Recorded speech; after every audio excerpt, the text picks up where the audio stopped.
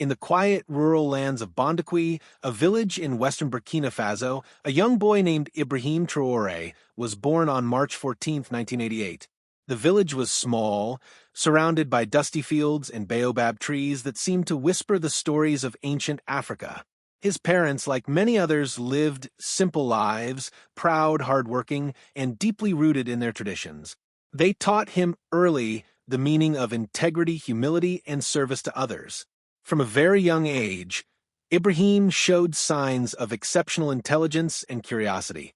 He would sit for hours under the shade of trees, listening to the elders as they told stories about Burkina Faso's struggles, tales of Thomas Sankara, the man who dared to make the country stand tall in a world that tried to keep Africa kneeling. These stories touched something deep within Ibrahim. Even as a child, he could not understand why injustice and suffering continued to plague his people despite their strength and resilience. Schooling in rural Burkina Faso was not easy. Many children walked long distances barefoot, and classrooms often had no electricity, no clean water, and few textbooks. But young Ibrahim had something that no shortage could stop: determination. His teachers quickly noticed his sharp mind and sense of responsibility. He was calm, disciplined, and focused, traits that would later define his leadership style. He believed deeply in education as the key to liberation. After completing his primary studies, Ibrahim moved on to secondary school, excelling in science and mathematics. While others dreamed of city life and wealth, he often spoke of something greater, the dream of an independent, respected Africa.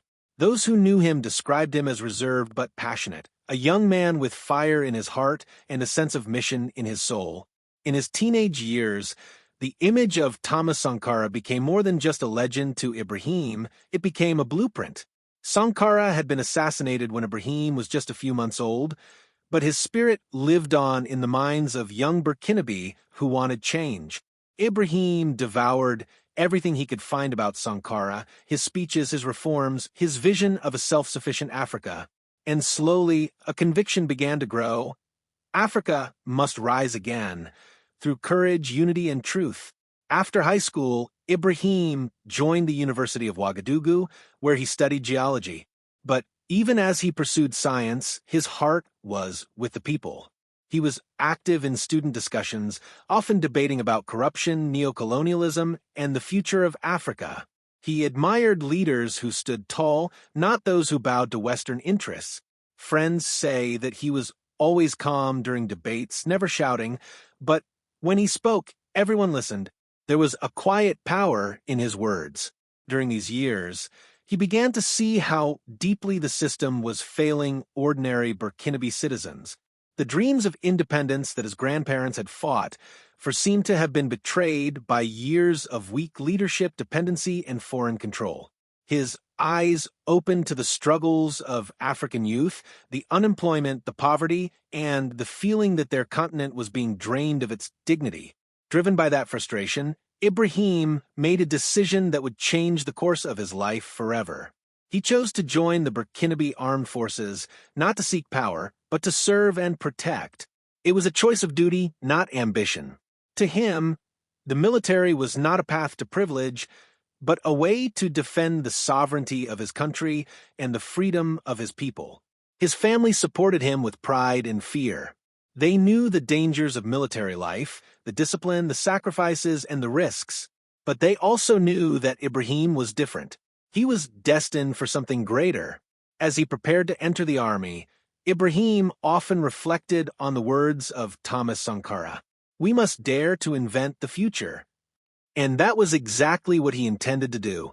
He didn't yet know it, but the boy from Bondokuy, who once studied by the dim light of a candle and listened to stories of African heroes, was walking toward destiny. A destiny that would one day make him the youngest president in the world and one of the most loved leaders on the African continent. When Ibrahim Traoré joined the Burkinabe Armed Forces, he was still a young man, disciplined, determined, and filled with a quiet belief that true leadership meant sacrifice. He trained hard, mastering not only the physical demands of a soldier, but also the moral ones. His commanders quickly noticed his calm strength. He never sought attention, never boasted, but always performed with precision and loyalty. To Traoré, the military was not about power. It was about service, protecting the nation's dignity from internal decay and external manipulation. He earned a reputation among his peers as a soldier of integrity, one who could be trusted in the most difficult situations. After completing his training, he joined the artillery regiment and was later deployed to the northern regions of Burkina Faso, places like Djibo, Kaya, and Dori, where the fight against terrorism was at its fiercest. The country was under constant threat from extremist attacks that had already taken thousands of lives and displaced millions. In the harsh heat of the Sahel, Traoré saw firsthand the suffering of ordinary Burkinabe. Villages burned, families fled, and soldiers died under poor leadership and weak logistics. Many times, his unit lacked proper weapons, food, and support. Yet he remained unshaken. He fought not just the enemies on the battlefield, but also the corruption and incompetence that had infected the system. He rose through the ranks quietly, leading by example rather than command. Fellow soldiers spoke of his humility. He ate with his men, marched beside them, and never placed himself above them. He inspired trust because he embodied the ideals he spoke of: honor, sacrifice, and love for Africa. During this time, Burkina Faso was under the rule of President Roch Marc Kabore and later Lieutenant Colonel Paul-Henri Sandaogo Damiba, who came to power through a coup in January 2022. Many people hoped Damiba would restore peace and dignity, but soon disappointment followed. Attacks by insurgents worsened, and morale within the army plummeted. Soldiers on the front lines began to feel abandoned. Traoré, then a captain, could no longer stay silent. He voiced his frustrations about the lack of resources and the government's detachment from the people's suffering. He believed that a leader who could not protect his citizens had lost the right to lead them. In September 2022, the anger within the ranks reached its peak. Young soldiers, tired of watching their nation bleed, began looking for a leader who shared their pain and vision, someone who would fight for them, not for foreign interests. Their eyes turned to Ibrahim Traoré. On September 30th, 2022, the streets of Ouagadougou erupted. Shots were fired near the presidential palace. Smoke filled the sky as armored vehicles rolled through the capital. The world watched as a new chapter in Burkina Faso's history unfolded. The coup was swift, not born of greed, but of desperation and patriotism. When the dust settled, a young man in military uniform stood before the nation. He spoke with calm authority, his voice steady, his message clear. Our country is in danger. We must take our destiny into our own hands. At just 34 years old, Captain Ibrahim Traoré became the youngest head of state in the world.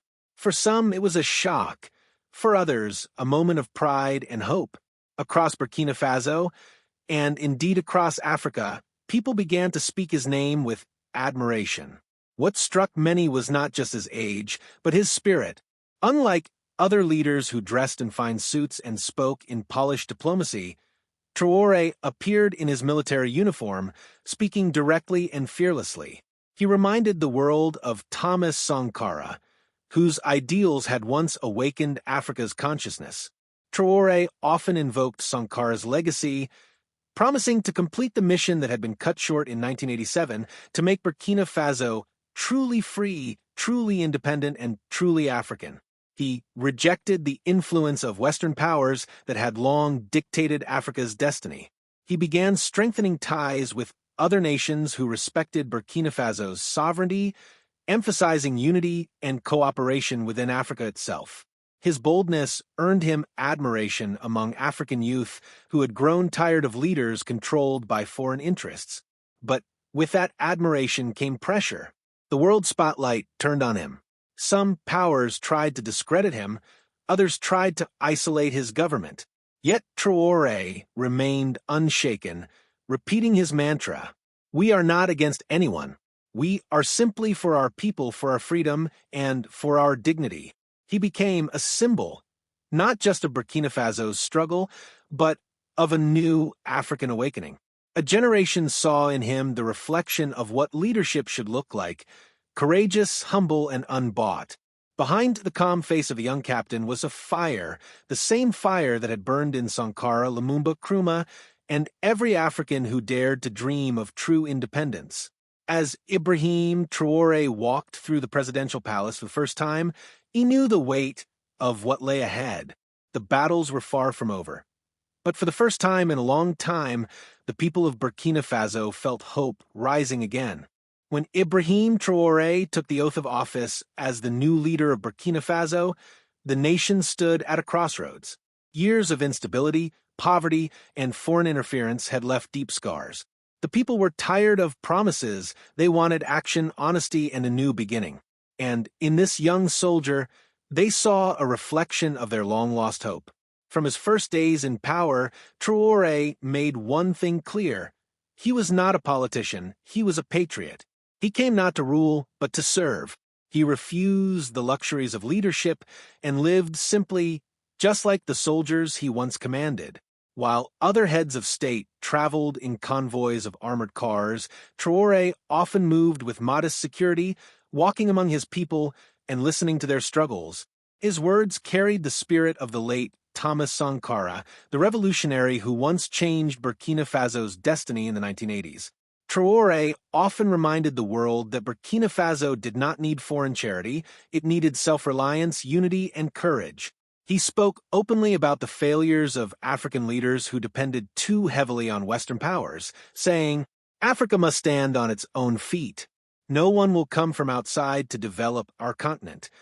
These were not empty words. Under his leadership, Burkina Faso began taking bold steps toward independence, not just political, but economic and military independence as well. He worked to reorganize the military, ensuring that soldiers on the front lines were well-equipped and motivated. He launched initiatives to strengthen agriculture and local production, believing that a country that cannot feed itself can never be truly free. He prioritized education, urging young Burkinabe to study, to innovate, and to believe in the greatness of their nation. One of his most powerful decisions was to cut ties with the French military presence that had long been stationed in Burkina Faso under the banner of counterterrorism. Many saw this as a daring act of sovereignty, a message to the world that Burkina Faso was ready to defend itself on its own terms. His speeches began spreading like wildfire across social media.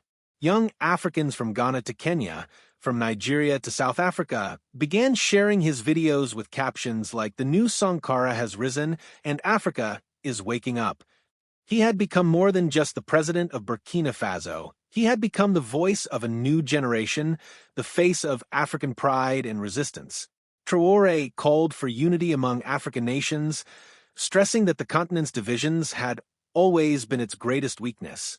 He spoke of forming stronger regional alliances, like the Alliance of Sahel States, AES, uniting Burkina Faso, Mali, and Niger against terrorism and foreign domination. Together, these nations began to push back against exploitation, demanding respect and equality on the world stage. At home, Traoré connected deeply with ordinary people. He visited farmers in rural areas, stood with soldiers on the front lines, and listened to the cries of widows and orphans who had lost loved ones in the long war against extremists. Unlike many leaders who ruled from behind golden walls, he walked in the dust with his people. Internationally, his stance drew both admiration and criticism. Some global powers saw him as defiant, others admired his bravery. But to millions of Africans, he was a symbol of rebirth, a leader who spoke truth to power, who refused to kneel, and who carried the unbroken dream of African freedom in his heart. He also became a reminder of what Africa could be if its youth believed in themselves again. At only 34 years old, Traoré stood as proof that leadership was not about age, it was about vision. He represented a generation tired of waiting for change, a generation ready to take destiny into its own hands. In one of his most memorable statements, he said, "The time of fear is over. The youth of Africa must stand up and build the future with their own hands." These words echoed far beyond Burkina Faso's borders. They resonated with millions, young people who had grown hopeless under corrupt systems and foreign control, suddenly began to dream again. In him, they saw courage, integrity, and authenticity, qualities long lost in the halls of power. But even as his popularity grew, Traoré remained humble. He often warned his people that real freedom would not come overnight, that the fight for dignity and sovereignty was a long one. He called on Burkinabe citizens to unite, to work hard, and to protect their revolution from being stolen by those who feared a free Africa.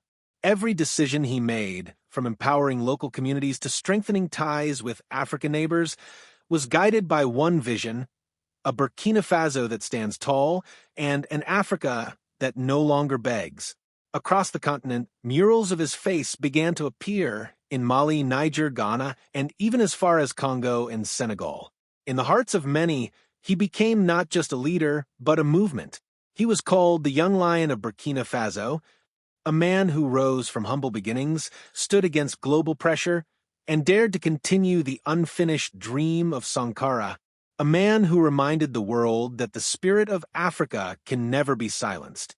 Today, across the African continent, the name Ibrahim Traoré carries a weight far beyond Burkina Faso's borders.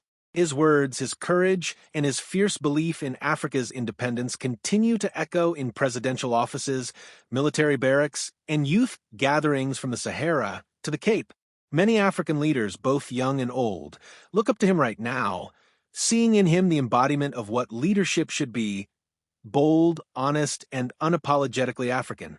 In Mali, Colonel Assimi Goïta stands side by side with Traoré, not as a rival, but as a brother in vision.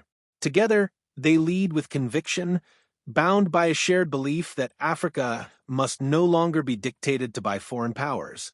Their alliance has given birth to a new hope, the alliance of Sahel states AES, an unbreakable bond between Mali, Niger, and Burkina Faso, founded on mutual respect, unity, and self-determination.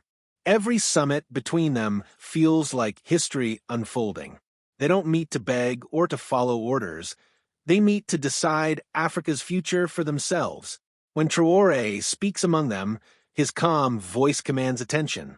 His ideas about sovereignty, dignity, and African solidarity guide discussions and shape decisions.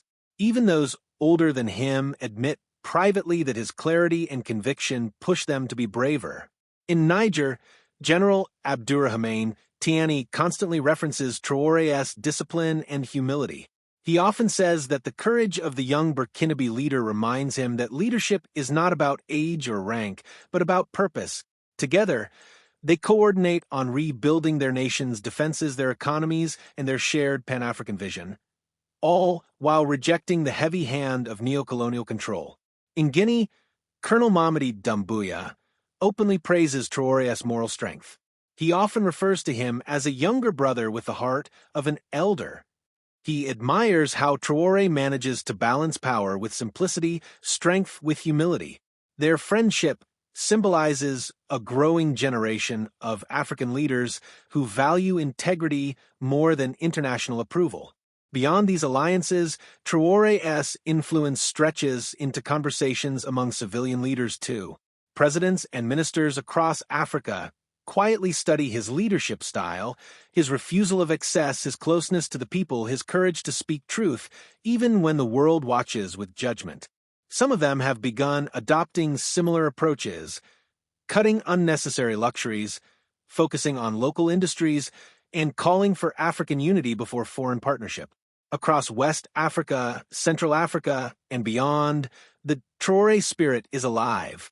In private meetings of the African Union, even leaders who once dismissed Burkina Faso's young captain now find themselves quoting his words about sovereignty and courage.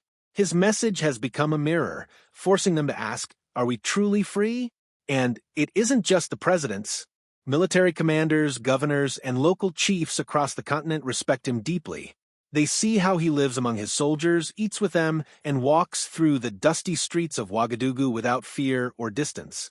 To them, that is real power, power earned through respect, not demanded through titles. Traoré's presence has changed the tone of African politics. Meetings that were once filled with hesitation are now filled with resolve. Younger leaders speak more boldly. Even the older generation is beginning to shift, some cautiously, others openly, inspired by this 30-something-year-old who has reminded them what it means to lead with conviction. Every day, his example continues to light a fire in the hearts of those who govern. When he speaks, they listen. When he acts, they watch. When he calls for unity, they move. And so today, across Africa, Ibrahim Traoré is not just admired, he is followed. His courage continues to ripple through the corridors of power. Presidents consult him. Generals respect him. The youth defend him. And together, they are shaping a new era. An Africa where leaders lead not for applause, but for the people. From the dusty fields of Bondokuy to the highest seat of power in Ouagadougou, the story of Ibrahim Traoré is not just about one man, it is the story of a continent rediscovering its pride. He rose from the soil of struggle, shaped by the pain and resilience of his people. He walked the same roads as the poor, felt their hunger, and carried their dreams in his heart.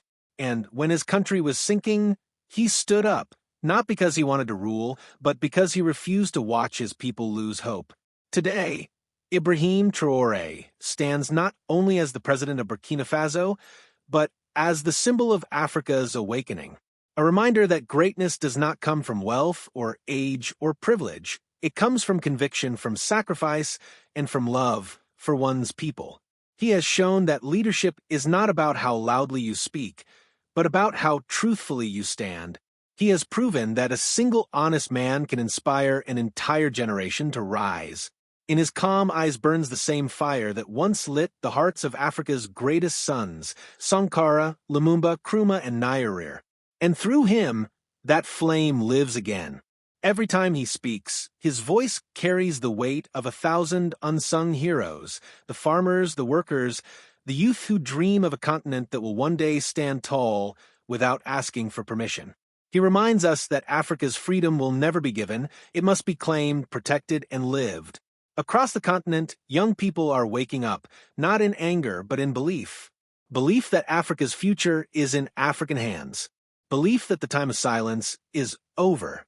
Belief that courage, honesty, and unity can rebuild everything that was once broken.